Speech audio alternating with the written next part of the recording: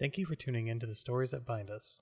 We host open and honest conversations about personal experiences which can include sensitive topics such as identity, emotional struggles, mental health, and life challenges.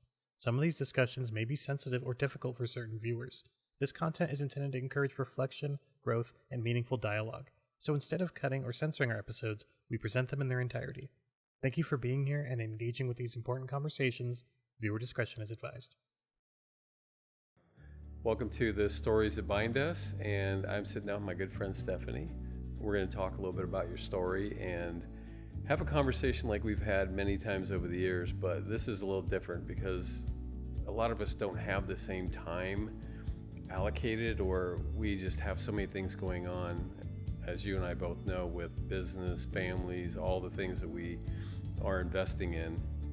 Sometimes it's hard to just sit down and take that time to have a conversation, just talk about life, talk about the things that we're going through, the things we've experienced, and kind of where we've learned the lessons we've learned. So just an opportunity to hang out, talk, and hopefully share some wisdom or just help each other kind of on our journey and give each other some nuggets that might help when we're going through things that we could use something positive and something encouraging. Love it. Thanks for having me. So I know a little bit about your story, but always interested to learn more. And over the years we've known each other, we've talked about things that most people wouldn't just have flippant conversation about. And that's where the meaning comes in for me. It's knowing some of your backstory and watching you carry on in life and how you carry yourself in the situations you've been through that I've witnessed and been a part of. And I'm always intrigued how you kind of got to that place. So what do you want to talk about with your story? I think the beginning, kind of the origin story, is unique. Most of us have never experienced or put that time in history in perspective with people that we know, because it's so uncommon. Mm-hmm. Will you elaborate on kind of what I'm leading you towards? Sure. So my parents went through 11 years of infertility. And back in the 70s and 80s, infertility treatments were groundbreaking, a lot of them. IVF was just starting to be explored. So they had limited options based on what we have now. After 11 years, they decided to move into a direction of using donor sperm. There was a question if my dad and his ability to produce viable sperm were part of the problem. They lived in Washington, D.C. at the time. And what I know about the time period was in the 70s and 80s is when the United States was starting to regulate sperm donation. So sperm banks were a brand new thing. My mom was telling me that they chose to move forward with this because they lived in proximity to George Washington Hospital, which was a medical teaching hospital. And the sperm donors of the bank that they were building and trying to put regulations around were the medical students and doctors of the hospital at the time. Have you seen those documentaries of like the donors who have like hundreds of children? I'm like terrified to do an ancestry test because who knows what would be out there. And once you know it, you can't unknow it. So they chose to move forward because they had this opportunity and were in proximity to this, one of the first sperm banks. Back then, artificial insemination was called intrauterine insemination. So the sperm donations would literally be fresh and live, which is maybe TMI, but it was one shot at a time, and it worked for them. They were able to get pregnant with me. So pretty groundbreaking at the time. I can't imagine how happy they were after 11 years of walking through that. So while my mom was pregnant, they moved to Arizona. And after they had me, they chose to not pursue any more sperm donation or infertility treatments because there was no sperm bank here in the state, and back then you couldn't ship it or freeze it or transport it or anything like that. So ironically, they did end up having my little brother naturally 4 years later. But yeah, it was interesting. They did a really good job raising me knowing about that. There was never like this like secret that they had to tell me or share with me. It was just very matter of fact. And my dad was my dad through and through, even though he maybe wasn't biological. It was just part of my childhood and how I grew up. No big deal. How did you feel like you adapted to that? Was it just, did anyone else know, or was there ever questions or anything odd? Yeah, it wasn't talked about much. Even still, we're fighting stigmas and shame around infertility treatments and the medical interventions sometimes needed for that. Now we know 1 in 4 women suffer from infertility. So heartbreaking for the women who feel like they don't have community in that. But it really wasn't talked about often. We had aunts and uncles and cousins on my dad's side, local. I actually ended up moving to Oregon when I was 3, and it was just not a thing. It wasn't talked about, but it also wasn't bad. There was no big feelings around it. It felt really neutral at that time period. That's good. It was just normal, kind of like when you adopt, or someone that knows it and they aren't hiding it, and they just explain it so that the children don't feel like they're different or slighted or anything. Exactly. But that's Approach cool. Matters. Well, your parents handled that well. Agreed. I mean, kudos to them. Agreed. So you go on from there, and the interesting part of your story is how it kind of went full circle from where you started and the situation with your parents and the infertility. And then you go through school, you're in college, and you've dated the same guy for years, gonna get married, the whole thing, right? Like, that's the dream, but things changed. Mm-hmm. So your part of your story took a definite turn. I'm curious, how did that all go down?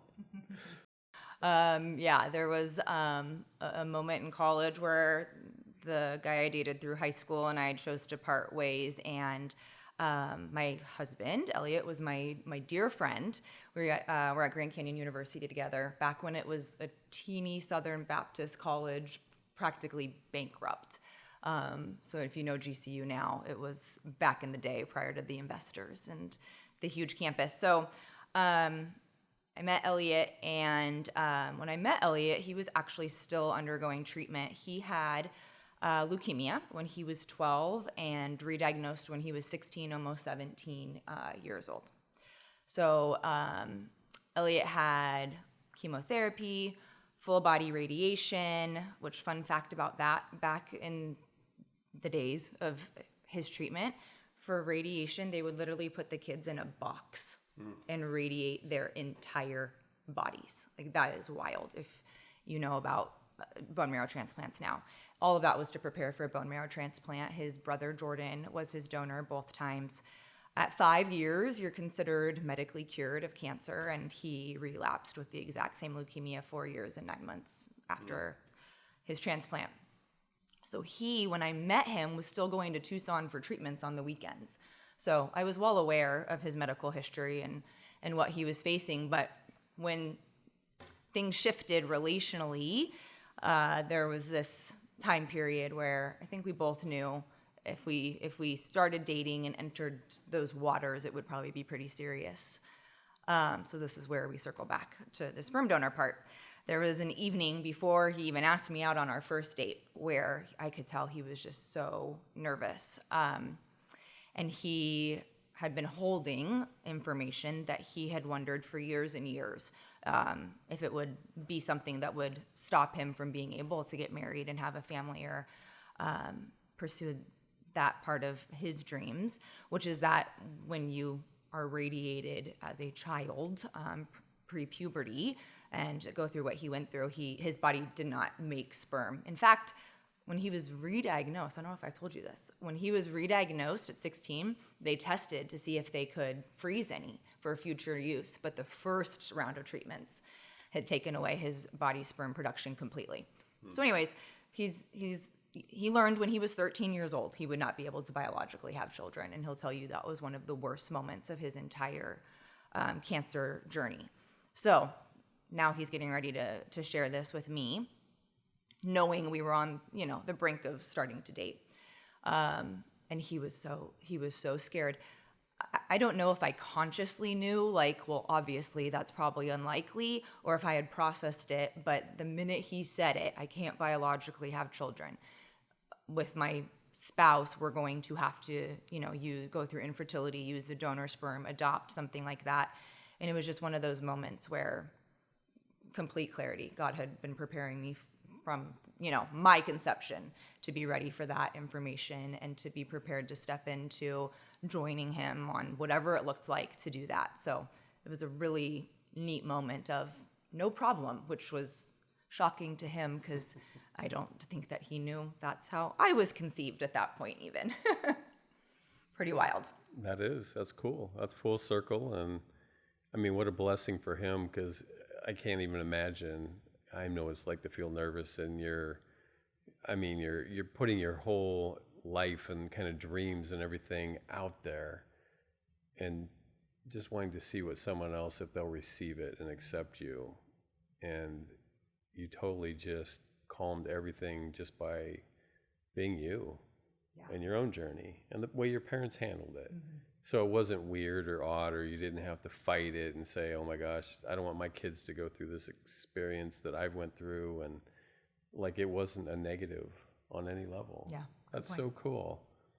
And I can imagine then him feeling relieved. And then what was the next step? You just jump into dating? Yep, start dating. And, the joke at a good conservative Christian university is ring by spring. So we were engaged and married very quickly. We understood the assignment and we were good at following directions. So we've been married for 20 years now. I feel way old saying that. We just celebrated our 20th wedding anniversary in December.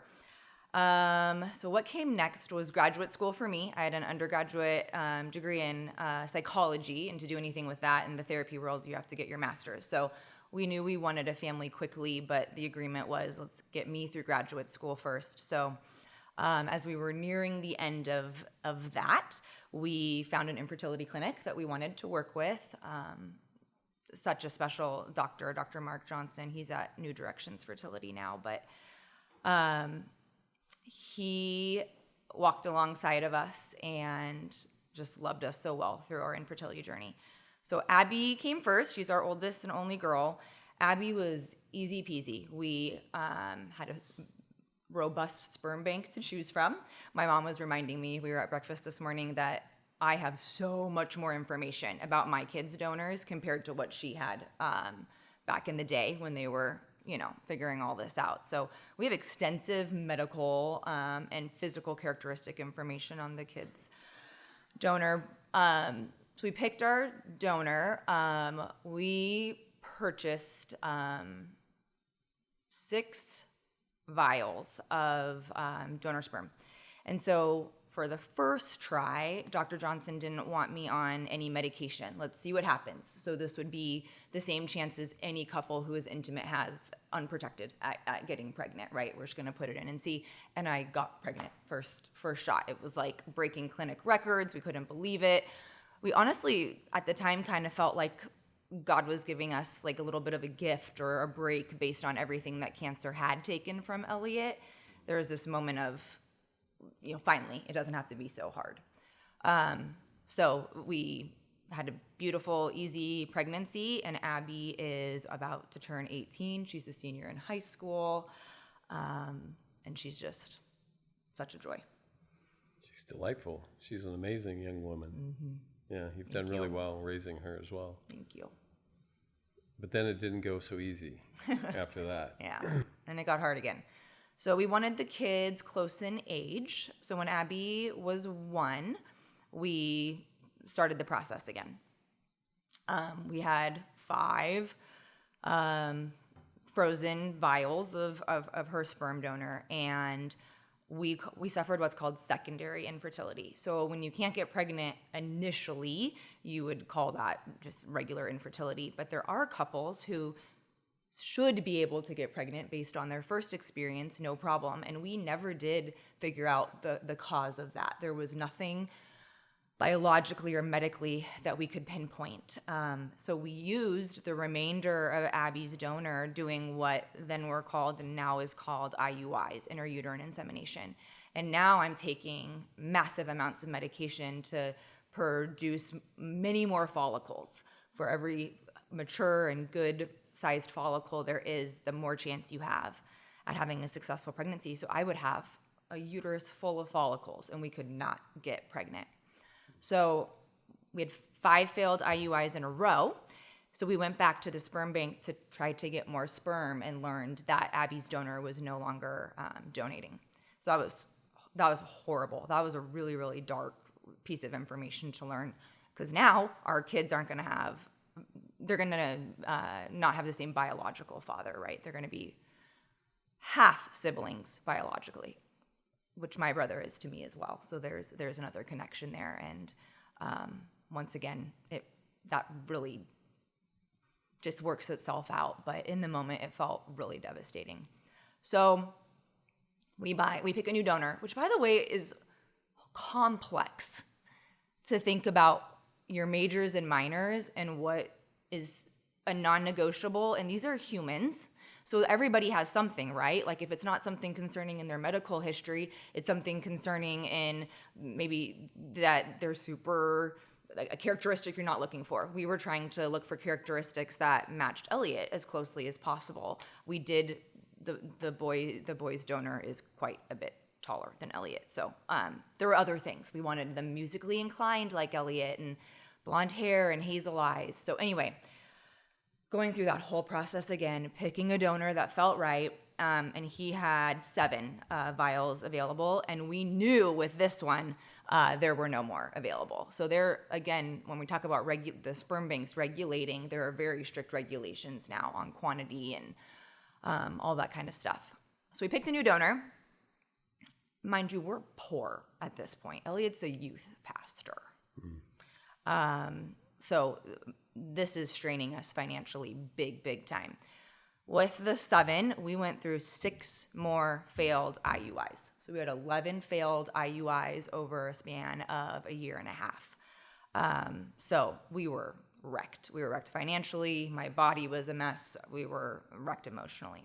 So with the last vial, Dr. Johnson said something along the lines of, I wish it didn't come to this, guys, but I have confidence if we did a round of IVF, we would be able to grow your family to whatever, size you would like. And the financial variation from IUI to IVF is drastic, very drastic. So with the support of my parents and Elliot's grandpa, we pooled the money and we did that. We did IVF for our last round of that donor, which kind of felt like that was going to be it. I mean, I can't predict what would have happened if we had sat in it in reality, but at that point, we're talking about adoption and foster care and things like that.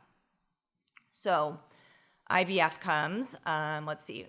With IVF, we got 6 strong embryos. Back then, they transferred embryos fresh. So they would take the strongest ones, or ones, and put them in, do a fresh transfer. My understanding from my clients in the therapeutic setting is now they freeze all embryos, and there's something about that that's giving them higher results. There's very different rules now about putting multiple embryos in. Ours was a little bit more like, do you want to put 1 or 2 in? And we were like, 2, because it's another higher shot of getting out of this hell that we were living.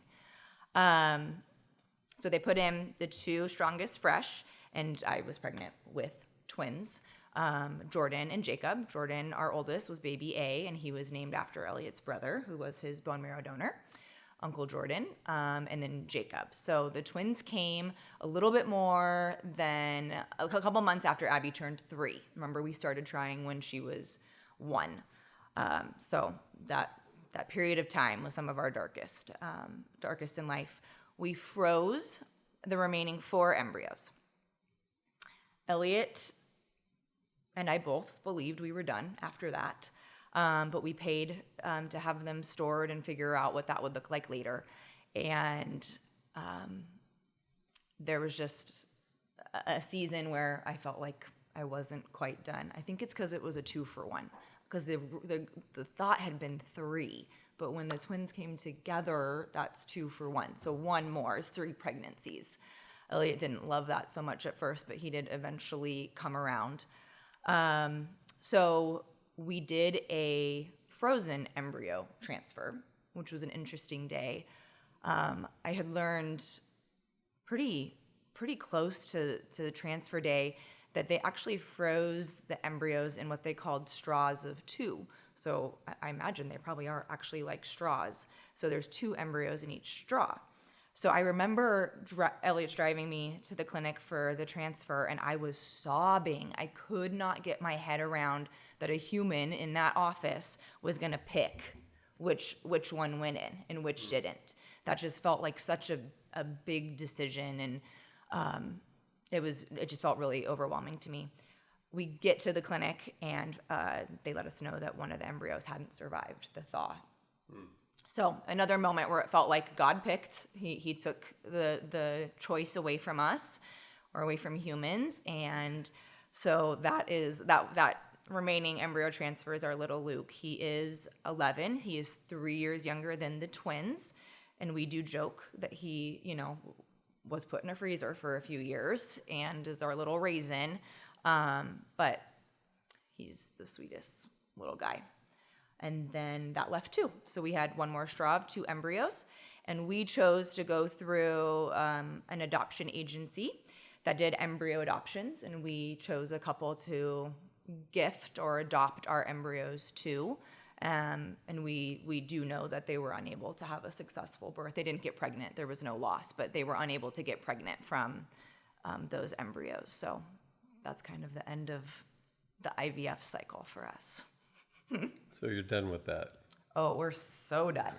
11 years beyond. Well, it's quite a story because you're beginning, and then you went around, did full circle with Elliot and his own circumstances with infertility and his treatment, and then you end up having a family much like yourself, and like you alluded to earlier with your brother, you weren't intending to have half siblings at all, and you had to walk through that journey in a different way intentionally, but it still played out with having 3 healthy boys and an amazing daughter, and you have a great healthy family. We're just so blessed. Good family, good kids. Well, that's amazing, and I'm thankful you shared that, because it's not a common story. It's not a common journey. And then even laced with the health issues that Elliot has faced, and you've had to walk through that journey of reoccurring cancer and the health implications of treatments, like you said, sticking a child in a box and radiating their whole body. And then at the time, that seems like a good idea and probably life-saving in their mind.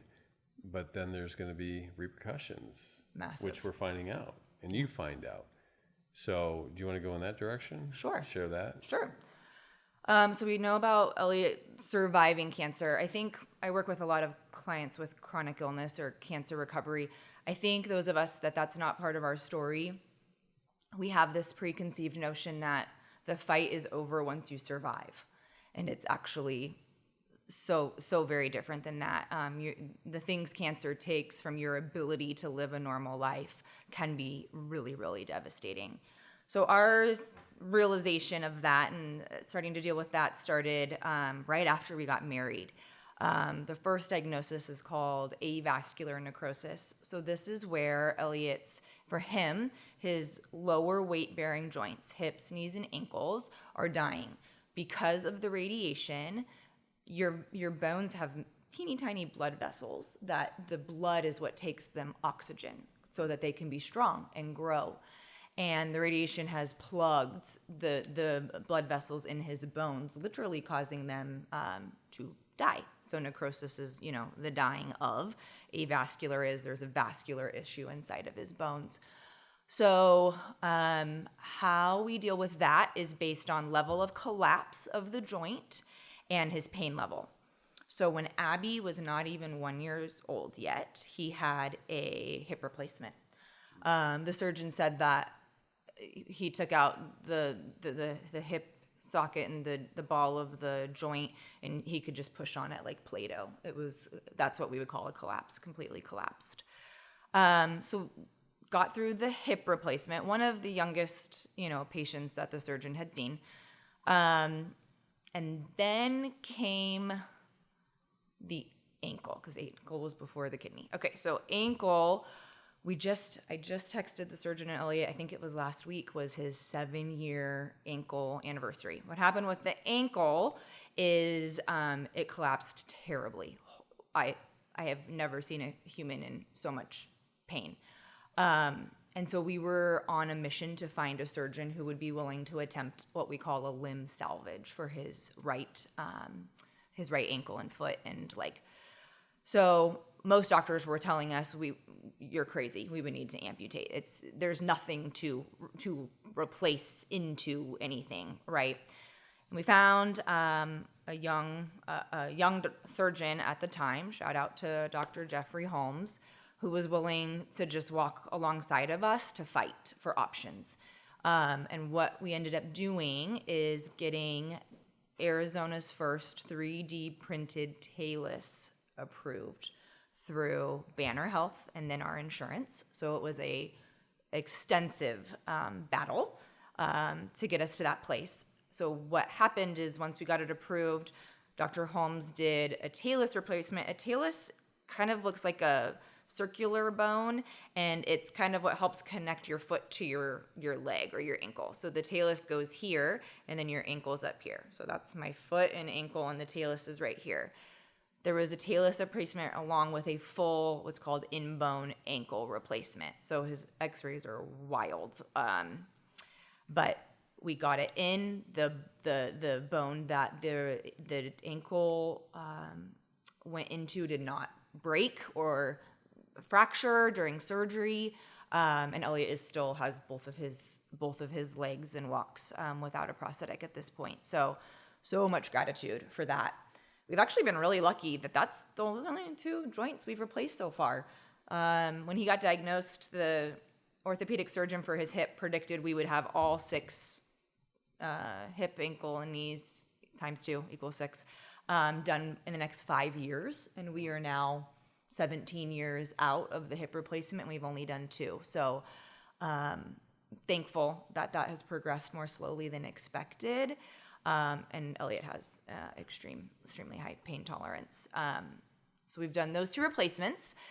And then our latest thing, Elliot's kidney function had been slowly declining, really predictably, a couple points in his GFR a year. So he was being monitored by nephrology. We kind of weren't thinking much about it. They predicted he'd be at least 50, if not 55, before it would be in a range that he would need a transplant. And one day he goes to the nephrologist and his blood work shows that his kidneys are in complete failure. They are in we need to be on the transplant list immediately phase. So we started down that journey. That was an interesting one. Jordan, Elliot's brother, would be a logical donor. Fun fact, when you have a bone marrow donor, sometimes your blood type switches, sometimes you acquire the person's allergies. Anyway, now Jordan and Elliot are perfect matches for all things. So Jordan was going through testing to be a live donor, and Elliot was going through testing to get on the list, which even that, we could have run into some real hurdles that could have precluded him because of his medical history, and we just went right through that easily. We were with Mayo Clinic in Scottsdale. And we got a call as Jordan, his brother, was finishing his testing that said, hey, you're cleared. Let's just throw you on the list until Jordan's done, and we'll just see if anything happens. Some people go on organ donor lists for years and years, and we would highly encourage anyone who's willing to go on organ donation lists or to be an organ donor in general. And 2 weeks after he was put on the list, in between our work graduation ceremonies, I'd literally come home a few hours prior from a graduation with you, we got a middle of the night phone call from Mayo Clinic that in another state, a very young man had been in a car accident, and he's an organ donor, and he was a very, very good match for Elliot. So that was an interesting evening. We had not even thought about a deceased donor. So there's something emotional about that. There's Jordan and Elliot have a relationship where that was even hard for Jordan. Like he was supposed to do that, right? Like that was something he was going to do. So we're literally on the phone. Thankfully, Elliot's parents were with Jordan, Heather in Seattle at the time. So we all could easily talk on the phone. We had like 20 minutes to make a decision, and we had no medical input. It's not like we could call the doctor. So we chose as a family to go ahead and move forward. Elliot is so young, he will likely outlive his kidney. So we still are so grateful for Jordan, knowing that he gets to not have gone through that, at least yet, and knowing that he's willing for future need. But we showed up at Mayo Clinic at 8 a.m. We had 7 kids at the time because of foster care. So that was wild. It was days away from school starting from the summer, and we had to just be at Mayo by 8 a.m. It was a weird day. The lady who got the sister kidney, the other kidney from the same donor, went back like right away, like 9 a.m. She's back getting her transplant. We got to meet her and love on her, and that was cool. And it felt like Mayo kept just like wanting more tests and questioning things, and hours kept ticking by, and you're on a a time clock here. So finally, around 5 p.m., they rolled him down and did the transplant. It was a little bit of a traumatic surgery. When they brought him out and did a blood flow ultrasound, it was not looking good. So they decided to take him back again and reposition it.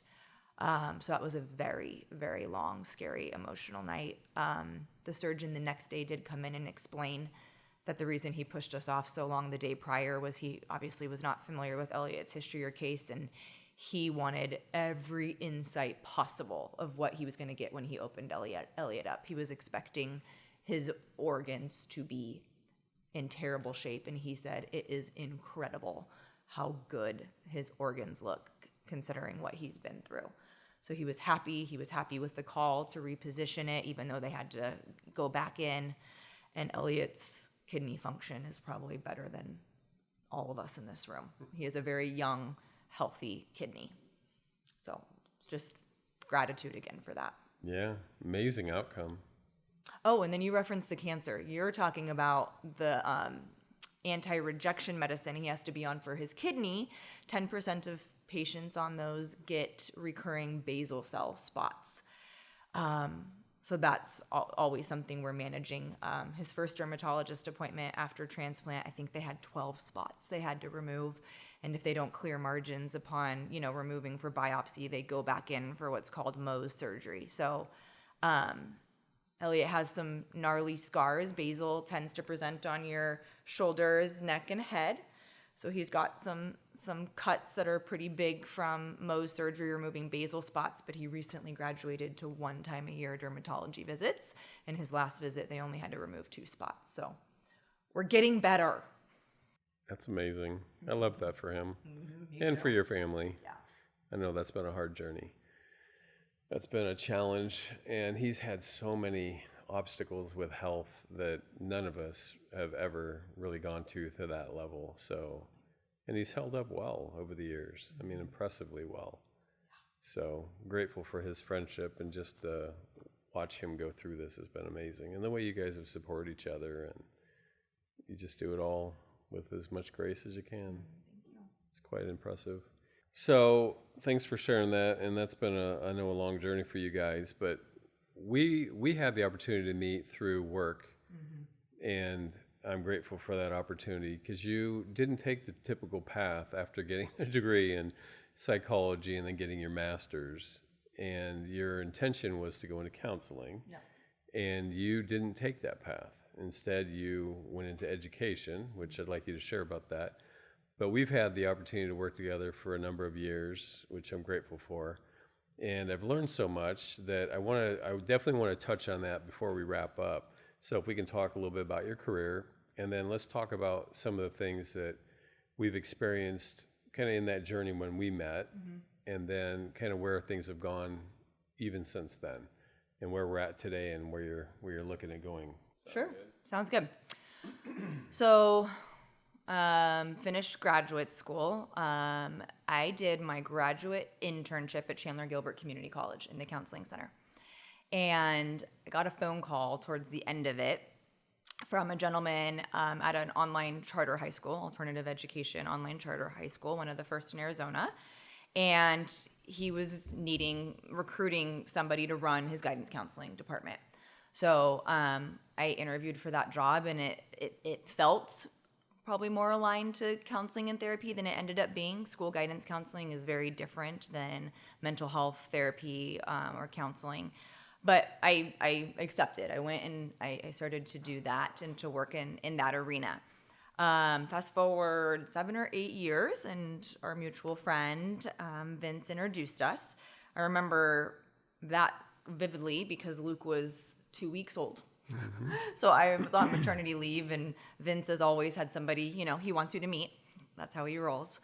And so then I made the jump over to Graduation Solutions. I was actually at the office this morning and ran into Carrie, and we were walking up to the office laughing about the Greenfield office and our humble beginnings, and how far Grad Solutions and you and your work has come. So through the years at Grad Solutions, I ended up being your COO. And then it's 4 years ago in July, it was time for me to step away and pursue the dream of running a private practice or being in private practice and doing therapy full time. So that was a hard, sad transition for you and I both. Something I think you and I did well is we stayed just humans even when things were hard or not going exactly the way we wanted. And so our friendship was never, it never wavered through that change in seasons. And we stayed close through those years. So I went into private practice, and actually next week am leaving the group practice I'm in to run my very own private practice. So I get to work with clients. I have a couple of areas of specialization that I've fallen into and really enjoy. The first would be chronic illness, cancer support, medical trauma. I have a certification in EMDR, which is eye movement desensitization and reprocessing. That's what we use for trauma reprocessing. And then more recently, I've gotten really interested in psychedelic-assisted psychotherapy. So currently we use ketamine. Ketamine gives clients access to neuroplasticity of the brain and to a nervous system reset that nothing else that is legal and approved does. And so when we combine that medicine with our therapeutic intentions and integration, I've been so honored to watch it change some of my most complex clients' lives. So that's called ketamine-assisted psychotherapy. So EMDR, medical trauma, chronic illness, and then the ketamine. And then I operate from a pretty strong lens of internal family systems, which is parts work. So I've been doing that for almost 4 years now, and excited to be going out on my own, and I feel ready and equipped for that. Branching out into a new direction. Yes. It's exciting. And we are the recipients of that knowledge and experience as well, because we've been able to partner together and continue to support our staff and our students. And you've been gracious over the years to help us with that through referrals, and now taking that on as well as part of your practice, helping us with that. So I appreciate that. But even watching over the years as you still counseled folks. It was the joke, right? Kind of on the side or around your work hours, but also doing it for our staff, and watching how you handled complex situations and just the daily situations that arise in business where people have challenges communicating with the different personalities and then how you've handled conflict has been eye-opening for me, because most people just don't like conflict. It's just, and I think it's natural, but you never shied away from it. And I was impressed by that and watched how you handled it and learned a lot. So I want to thank you for that, because it helped me address conflict in a different way without being afraid of it or feeling like it's a moment where you have to go all in. You can weigh options and you can feel feelings that are challenging, but yet not let them consume you. Yeah, conflict is just an opportunity to have a conversation. We frame it as confrontation or conflict so often, when really that's just because we know somebody's going to have a part of them that's hurt or wounded, or that you could even potentially be the one doing the hurting, not because it's malicious and mean, but because of the reality of the situation, especially in business. We have to make hard decisions sometimes.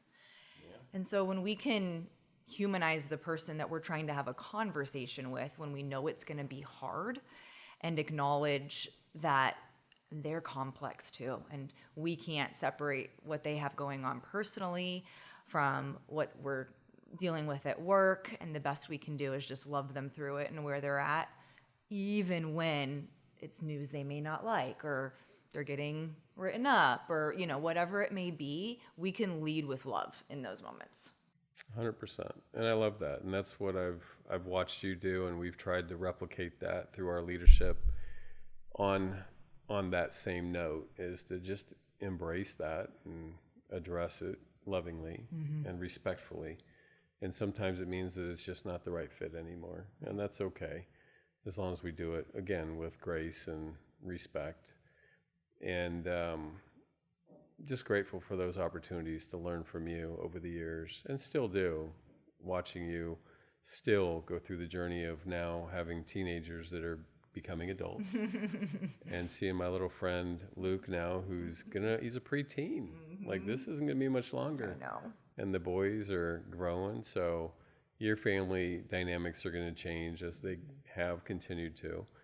But watching you and Elliot go through it, and the children, it's very eye-opening as to, when you do it right, how blessed of a life you can have. And it's good, because we need those reminders that not everybody has chaos and trauma in every aspect of their life, even when that's what the news wants to talk about, or social media or whatever. It doesn't have to be everybody's reality. So good parenting does pay off, and investing in your children the right way. It's just, we have to get more of that information out there. Yeah. And more examples like yours and Elliot's and your family. So how do we now pass on wisdom and the things that you've learned, and the things that you can still vividly remember that have come up over the years, that you say, I don't want to ever let go of this. Like, this is kind of my core that drives me into some of these areas that you've really expanded into, that you would have never seen coming when all this started. And you've continued to develop. So what are some of those lessons, some of those things, wisdom, nuggets of wisdom, that you'd like to pass on to anybody that would be watching or listening to us? Yeah. Well, thank you for your kind words about my family. I actually was thinking about this very recently. I got a text message from one of the kids' coaches affirming just that our kids are great kids. And trust me, we are not perfect, and they are not always great. But I was thinking about that, and I have a relationship with this person, and I kind of felt led to disclose to her that we definitely have a unique dynamic in our family because of the loss we've lived, right? So we have the many things that cancer has taken from Elliot, and Elliot and I, even pre-kids, our goal was, let's not let it take anything that we can say no to. So it doesn't get to steal our peace or our joy or our perspective. We can use certain things as a part of the grief and the sadness and the despair and the anger and frustration. Again, those are all parts of us that are valid, and they are right, and they are true. And we can be in self-leadership and help those parts feel safe, so that we can still control the controllables and not allow anything else to escape us or leave us that we may have control over. And I think that's been passed down in just the culture and the threads that hold our family together. Not a lot of kids have experiences like my kids have in terms of their dad and what he's gone through or the things they've seen or lived through, because he is our rock and just the foundation of our family. So it changes you. And I think the underlying theme there is around grief and around the way we hold space for grief. Grief has such a bad connotation that if we could take some space from that and look at it from distance things are more clear. When something's right in our face, and there's a time and a place to ask your grief part for some space, but we can see clearly when we have some space. And in grief therapy work, this is something I've dove into more recently, we don't strive to resolve grief because it feels so hard and heavy. Sometimes we want to escape it. Healthy work around grief is to integrate it. It is now a part of your system. Think Inside Out and all those sweet little parts in that movie. Imagine if there was a grief part added to that for somebody who survived cancer or went through years of infertility. It's a valued part of the system. Grief represents something that was meaningful or important that we lost.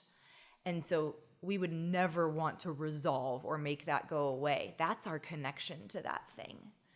And so if we can help our grief part be seen and heard, and if we can tenderly love it and care for it and help it feel safe, we're going to be able to lead from self-leadership, which is going to allow us to use what we're going through to change the culture of our own mental health, our relationships, our families, our parenting, how we show up in work and for ourselves over and over again. Yeah, that's well said. And I think that's one of the key parts of what I've watched and witnessed in not only your family, but in your walk with the changes I've seen you making. And we've joked over the years about, what you've how you've grown as a person. Absolutely. You used to be very direct, and I had to give you a hard time about hanging up the phone when you'd just say, bye, click. Bye. And I'd be like, wait. You weren't done with your closing. Slow down. I like to have a little bit more, okay, I'll see you later. Have a nice day. I'm a little bit more soft that way, yep. But I appreciate the way you've grown, and I love the fact that your family has chosen to be intentional.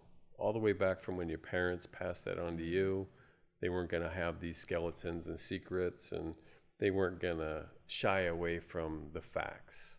And I think part of their journey just prepared them for that. 11 years is a long time. Long time. And they were older parents. They weren't young, like in their 20s or early 30s. They were older. Mm-hmm. So I think they shared a lot of wisdom with you that has now turned and went into your children from you, because you've embodied that. Mm. So I'm totally respectful of what you guys have done. And communication is so important. And I know that you've really worked hard on that with your kids, being open. And then reserving that space for grief is huge. I think a lot of people, especially in our culture, and maybe it's even across the globe, but we don't mourn well. We don't grieve well. And there's a point where I think if you come to that, I can accept myself and I can accept that I'm going through this, but I don't always like letting it out. And people don't want to hear it, and then we tell ourselves that because we think that's the norm. And I think it's important to be able to have that space to share that. There are things we should grieve. Right. If we love well, we should grieve when those things come up that are valid of grieving over. And that's different for everybody, right? And sometimes I think that we as in our culture and society, we get confused that like healing or doing your work, the goal is to then avoid those hard things like sadness or anger or these things that trauma bring up. Healing is not the absence of hard things. It's us being able to sit with it and handle it in more regulated, loving ways, even internally. That's what healing is. We are not robots who are trying to avoid uncomfortable things or, discomfort. That's not the goal. So we have to be really clear about that. Yeah, I think that's important to know, because it's okay to go through it. It's okay to go through the happy. It's okay to go through the sad. And if you don't have sadness or grief, what have you been doing? You don't have joy. Yeah, and that's not a good place to go. So is there anything that we've not touched on that you were hoping we would talk about? I think one of the things that I know we didn't discuss is your faith. You've alluded to it a little bit, especially in the beginning with Elliot and watching God open doors, and with Abby, a quick door that was open that gave you some relief. But I know your faith has been integral in the way you treat people and just in the way you carry yourself in general. You've adhered to very high standards of morality, and you hold people to those, which I respect, and I've loved watching you love people yet hold them accountable and be very honest with them, but in a kind way. It doesn't always feel kind, but at least it always feels honest and loving, and I've respected that. So are there any things that you want to cover about your faith, or things you want to share just on that journey? Yeah, that could be a whole nother episode, right? I know, for sure. There's been several years of deconstructing and reconstructing. It's been a really interesting journey. There's this dance in adulthood that we all go through, whether faith's involved or not, of deciding how you were raised and which part of those things you now want to make your own and which you want to leave behind. Both are very important things to discern and to act on. And so in the deconstruction process, Elliot and I have done a lot of work around what do we believe about Jesus away from the traditions or the culture of the particular church or faith or denomination we may have been raised in. But the really, really part of deconstructing is a really important part is reconstructing. And that has been a joy. And I think we just really try to focus on being like Jesus through love and care for his people, all of them equally. And our kids have just really stepped into sharing that. And it's so neat to watch them make that their own, right, at school and the conversations they get to engage in. So I think the Bible's pretty clear about who Jesus was and what he valued, and our goal is to be in alignment with him and that, and not any other system. Yeah, it's an interesting journey. And it's interesting because it's like anything else, like you said, in life, we go through phases where we have to decide what we want to take forward and what we want to leave behind. And that deconstructing, reconstructing, and that evaluating what's still important, it changes. And we're a little different age group and generation. Just a little. And it's still changing for me, as I know it's still changing for you. And you have to look at things from a different lens as you get more information and as you experience life differently. So it's cool watching you do that and continuing to grow. And then now your children are on that journey themselves.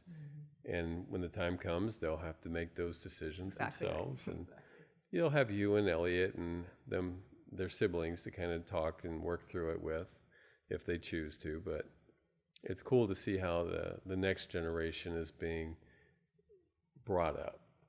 And that's good. That's good for all of us. They're all we've got. They're all we've got. And we're going to depend on them. That's right. AI isn't going to save us. It's going to be the next generation. They're going to be our caregivers and all the things. Was there anything else we didn't go over that we really should have, or that I missed? Or I can't think of any big ones. I really appreciate the opportunity and you asking me. It's been a pleasure. Always good to connect. And I think one of the things that I'd always want to remind anybody, just in any conversation, is it's important to take the time to really just be honest with people, be honest with yourself, and find that circle that you can just kind of invite into your life, that you know that you can love on and that you can get love back, where you can have that honest, well-intentioned, well-meaning relationship. Because there's so many opportunities for us to not be honest and real, and to not connect. And the more that we don't connect and we disconnect from each other, the more we're susceptible to a lot of bad things. And I think there's tons of studies in the mental health world and just the medical health in general that shows connectivity, purpose, meaning, all the healthy lifestyle habits that we have that kind of circle around fitting in and feeling good about where you're at and who you are. That's what brings longevity, in my opinion. Yeah. And from what I've seen. We're not wired to be alone. We're meant to be in community. And so if your family isn't a healthy community for you, or church isn't your thing, or you haven't found the church that's healthy for you, find your people. I mean, social media makes that much more accessible. There's so many resources out there. So find your community. Don't be in isolation, because one hand on your back can change your perspective, and perspective changes everything. Give hugs. Don't hang up the phone too quick. Don't hang up too quick, and give hugs, because we're all going through something. Yeah. And just smile. Give a smile. It costs nothing. Well, thanks for taking your time. Thank you, appreciate friend. you. Always appreciate your friendship. And that is it for today. We will wrap up here. Have a great day, and God bless you. Thank you for joining us for this season of The Stories That Bind Us, the show that honors the weight of being human and reminds us that we're not alone in carrying it. We're going to be taking a break for the summer. We hope you use this time to connect in ways that we just don't make time for anymore. This show was produced by Krista Strode, cinematography by Michael Brown. Editing and narration was done by Jim Martin. The Stories That Bind Us was created and hosted by Jim Lee. We'll see you next time, and as always, take care of yourself.